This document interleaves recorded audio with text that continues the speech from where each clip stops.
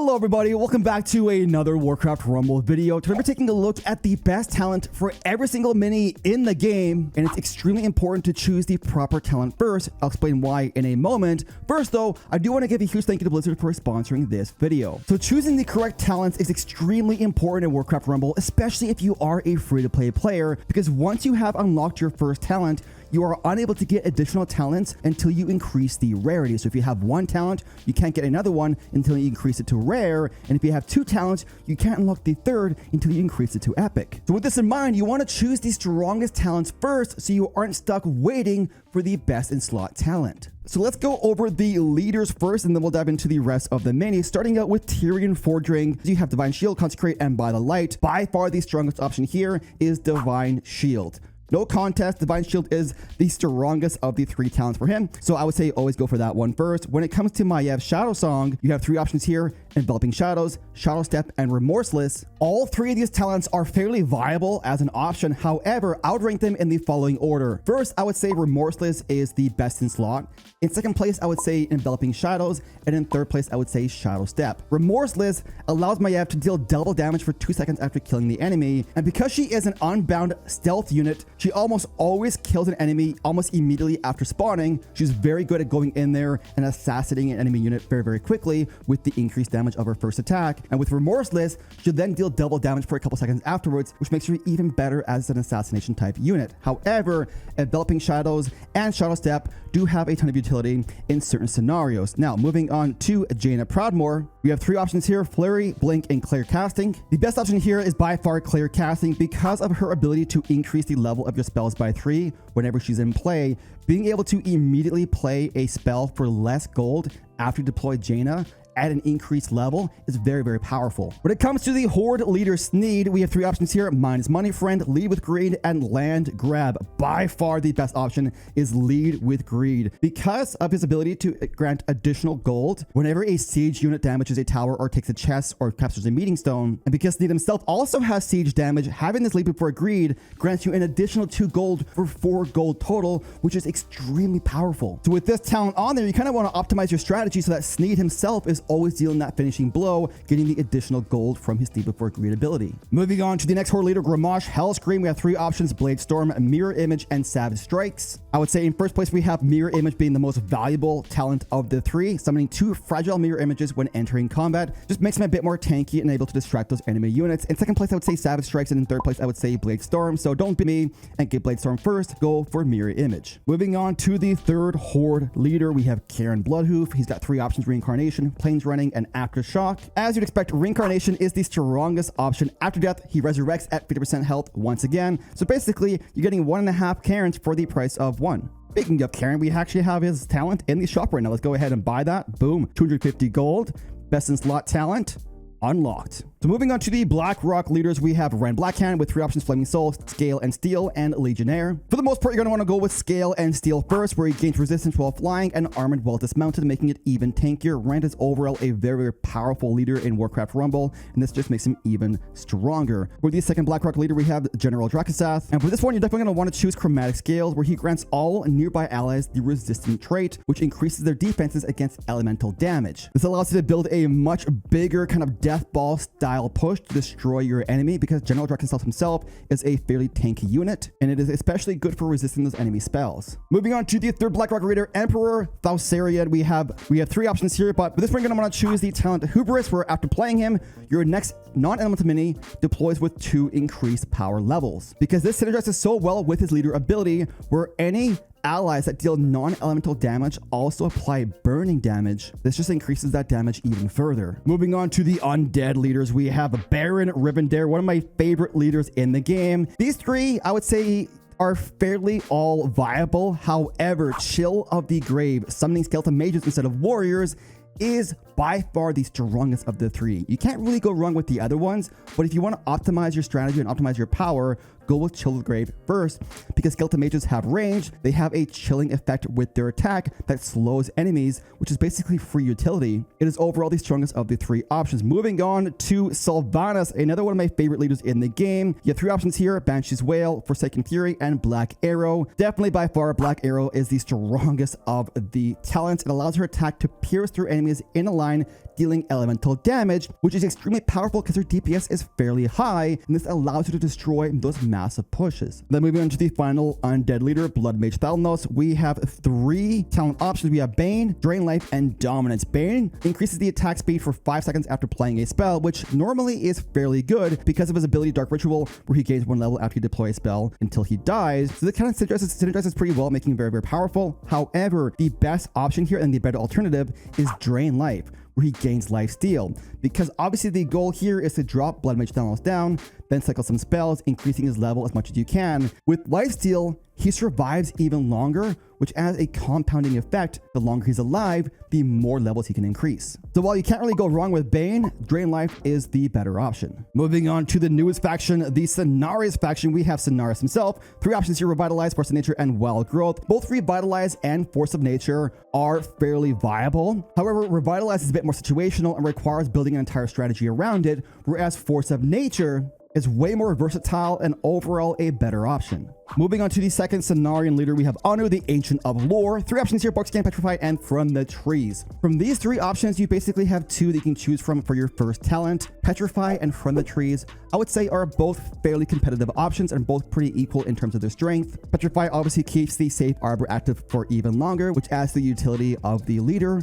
But From the Trees allows all of your minis to deal more damage when using the Safe Arbor. If I had to choose from one of these 2 options, I would go with From the Trees first. Let's move on to these Beast faction leaders. We have Hogger, one of the most famous characters in the Warcraft universe, and he's got 3 options here: Hamhawk, Spoiled Meat, and Fatal Frenzy. Now, there aren't really many options here. Hamhawk is by far the strongest of the 3 options, because the entire strategy of Hogger is cycling him as many times as you can. His movement speed and attack speed increases every time you deploy him. Having his health also increase with every deploy is just insanely valuable. So for your first talent here, go with Hamhawk. Moving on, we have Old Murkai, another very, very fun leader. Allows a very fast-paced and swarmy playstyle. You have 3 options here: Tip of the Spear, Marathon of Murlocs, and the Electric Eels. Marathon of the Murlocs is by far the strongest of the 3 options because of his ability March of the Murlocs, where every gold you spend after deploying for 5 seconds spawns out an additional Murloc Tidehunter. With Marathon on the Murlocs, this increases to 10 seconds. It's double the duration, giving you way more time to gain gold and spawn out almost double the amount of free Murloc Tidehunters. And then for our final leader, we have Charlga Razorflank. And for this one, go ahead and choose Cavernous Mist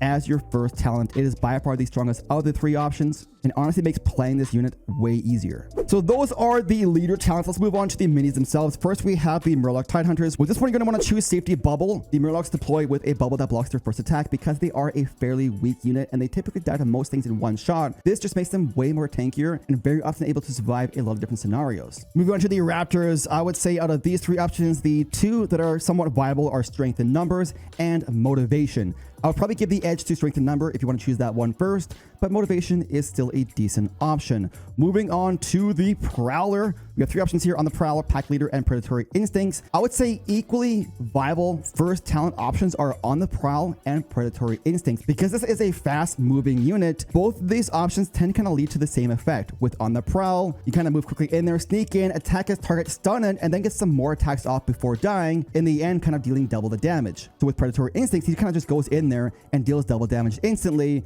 versus having that stun and additional time for damage with the on the Prowl talent. Moving on to Polymorph, you have 3 options here, but by far the strongest is Golden Fleece, where 1 sheep becomes golden, where killing it grants 1 additional gold. This is so very powerful.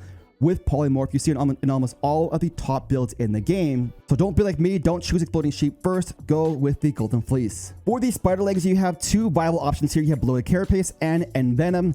Envenom is the stronger of the 2 options. If you want to go for the optimal build, go for Envenom first, but Bloated Carapace is a solid alternative. When it comes to the Vultures, you have 3 options here. By far the strongest of the 3 options is Tendon Rip, because they only cost 1 gold, and with their low health, they fairly often die pretty quickly. So having Tendon Rip where they attack and deal a bit of daze. This gives you a bit more utility before they go down. For the angry chickens, you're going to want to choose out of these 3 options Furious Fowl, where the chickens gain the Fury effect. Moving on to the Null Brute. By far the strongest here is Rabid, where it reduces the deploy cost by 1 gold and grants the cycle trait, which is important if you want to gain the additional levels if you have a cycle slot in your deck. Moving on to the Griffin Rider, by far the strongest is Mighty Throw, granting 3 additional range. This is almost critical to actually use this mini, because without it, it very often kind of just goes in there and dies. And then for the Defiance Bandits, you're going to want to choose the Pick Lock talent if you're playing in a map that has a lot of chests, or if you're not, go for Deadly Poison. For Arcane Blast, by far the strongest option is Amplification, increasing the radius by 1 every time you deploy it. Because of the mechanic where it increases the damage every time you deploy it, having the increased radius is very, very helpful. For the Huntress, the 2 viable options here are going to be Elven Might and Shadow Meld, but I would definitely give the edge to Shadow Meld as the stronger of the 2 options. For the Harvest Golem, definitely go with Unstable Core as your first pick. For the Footmen, the choice here depends on what kind of deck you're running.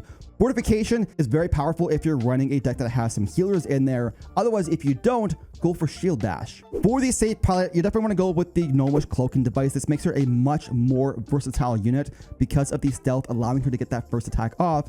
And because her damage is fairly high, you can very often destroy those units before she gets damaged herself. When it comes to the Worgen, you're definitely going to want to go in with Premeditation. The Worgen is a very effective assassination type mini, and having the ambush damage increased by 50% very often allows it to destroy the target in one attack, versus not taking it out and then taking some damage itself. For the Mountaineer, you have 3 equally viable options here. It really just kind of depends on what kind of deck you're running. If you have a lot of beasts in your deck, go with Men Pet. And if not, I'd probably say go with Frenzied Spirits. For the Holy Nova, because you very often use this spell to heal your own units, you definitely want to choose the talent Inner Fire, where in addition to healing, it'll also grant Armored and Resist for 5 seconds, which is very, very effective, increasing their defensive capabilities while also healing them at the exact same time. Moving on to the Warsong Raider, we have 3 options here: Saboteur, Raising Focus, and Sunder Armor. All 3 are definitely viable options here. However, if I could choose again, I would go for Sunder Armor. I think it is by far the strongest of the 3 options, but in the end, it does really come down to what kind of deck you're running. For the Dark Spirit Troll, definitely go for Big Bad Voodoo as your first talent choice. And for Execute, I would definitely say go in with the Bloodthirsty talent. For the Witch Doctor, the strongest of the 3 options is Spirit Ward, where on a kill, it grants a shield to a nearby ally, absorbing the next attack against them. This makes it a very powerful support mini and can be paired up with a bunch of different effects to make those minis even stronger. When it comes to the Ogre Mage, you have 2 equally viable options here. You have Frostfire Bolt and Avarice, where the Ogre gains Bloodlust himself when bloodlusting an ally, which basically allows it to deal even more damage. Moving on to the Warsong Grunts, you have 2 equally viable first options here, but it depends on what kind of deck you are running. Go for Blood Pact if you're running a deck that does not have a whole lot of beast units, or if you do have a lot of beast minis in your army, go for Command. When it comes to Chain Lightning, the 2 options here are Brilliant Flash, granting an additional stun effect with the spell, or Reverberation. We could actually use Chain Lightning twice. For the Bat Rider, definitely go for the Enchanted Vials talent first. Moving on to the Stone Hoof Tauren. Momentum is by far the strongest option, allowing it to charge twice, which is very effective for destroying those support units behind a push. For the Goblin Sappers here, there really isn't too many options. You're definitely going to want to choose the Rocket Power Turbo Boots first. This makes them move twice as fast and gain the fast trait, which is important if you want to utilize the fast slot in your deck. And with that faster movement speed, they are much more able to connect to those enemy towers. Moving on to the Frostwolf Shaman, we have Earth Shield as the best first option. Moving on to the Earth Elemental, go for Obsidian Shard. On death, it splits into 2, spawning 2 smaller Earth Elementals. Because it is an unbound unit that's used often for a distraction purpose, this just makes it much more effective at doing that. Moving on to the Whelp Eggs, Flame Burst is by far the best first option. It causes the eggs to explode, dealing a bit of area damage with each egg, which drastically increases their versatility and often destroys enemy units before they even get a chance to attack the whelps that spawn out afterwards. And then moving on to the Fire Elemental, don't be like me, don't choose Molten Core first, go for the Immolation Aura instead. It is way more effective. For the Dark Iron Miner, go for the Gold Mine talent. It drops a proximity mine, damaging any nearby enemies. Very, very effective for denying the enemy kobolds from gaining that gold. Moving on to the Fire Hammer, you have 2 options here. You have Blazing Speed and the Molten Metal, dealing more damage to flying enemy units. I'd probably say go for Molten Metal first, but Blazing Speed is a good second option. Then for the Living Bomb, don't be like me and don't choose Chain Reaction. Go for Blast Radius first. It is by far the strongest of the 3 options. For the Molten Giant, Blood of the Mountain is by far the strongest of the three. For the Smoke Bomb, you have two equally good options. You have Ban of Thieves and Through the Shadows. Really just depends on what kind of strategy you are running. For the Core Hounds, you also have two viable options. Fiery Rebirth and Eternal Bonds are both equally as strong. For the Flame Waker, your best option here is Heatstroke, with a solid second place going to Backdraft. Then for the Drake, I would definitely choose Mother Drake as the first potential pick. Moving on to the Gargoyle, Wing Buffet, increasing movement speed by 33% is very, very effective because this unit moves so slow and it is so tanky. You want to stay in front of your push, and having this Wing Buffet talent allows you to do that. For the Meat Wagon, you're definitely going to want to choose the Filet Trebuchet talent first, increasing your range by 2. As we've seen with previous minis on this list, increasing your range is very, very powerful. Moving on to the Skeletons, this is an unbound unit, and you definitely want to choose the Exhume talent first. Whenever you deploy it near a tower or a meeting stone, you gain additional skeletons for free, which is very, very effective. Moving on to the Plague Farmer, Smashing Pumpkins. Choose that one first. For the Necromancer, Jeweled Skulls is very, very powerful, where it summons skeleton mages instead of skeletons. As we saw with Baron Rivendur's talents, having the skeleton mages is very, very powerful because not only do they have a ranged attack, but they also apply a chilling effect with their attack as well for some extra free utility. Moving on to the Banshee, choose Will of the Necropolis, where she fully heals the target when she possesses it, which is very, very effective. It is very rare that she will possess a target that is already full health, so choosing this option gives you a free full health unit. For the Abomination, go with Noxious Presence first. This is a very tanky, beefy mini that very often gets overwhelmed and swarmed because it survives for so long, so having Noxious Presence allows it to deal area damage of everything around it. Then moving on to the Skeleton Party, you want to choose the 5-man talent, summoning a tank, a priest, and 2 mages as well. Moving on to the final few minis over here, we have Cheat Death. Now, very often if you are using Cheat Death on your minis, because they're likely going to die soon. So with that in mind, you want to choose Vampirism, because that allows them to heal themselves while they deal damage under the effect of Cheat Death. So not only are they not dying now they're healing up even further, which after the Cheat Death effect expires, they now have more health to survive even more shots. Moving on to the Dryad, you're going to want to go in here and choose Nature's Swiftness, which grants the rapid movement speed to a nearby ally, which can very often be paired up with a tank to tank in front of the Dryad. For Earth and Moon, all three of these honestly are pretty equally good options. Moving on to the Ancient of War, you have two options here depending if you play PvP or PvE. If you are primarily playing in PvE, I would definitely go with the Sapling talent. However, if you're playing in PvP modes, Lightning Rod is very, very effective because spells are so powerful. Then the next scenario unit, we have Bog Beast. You have two options here again, Flourish and Living Wood. If you're running a deck that has a ton of heals or with Cenarius, Flourish is a very powerful talent.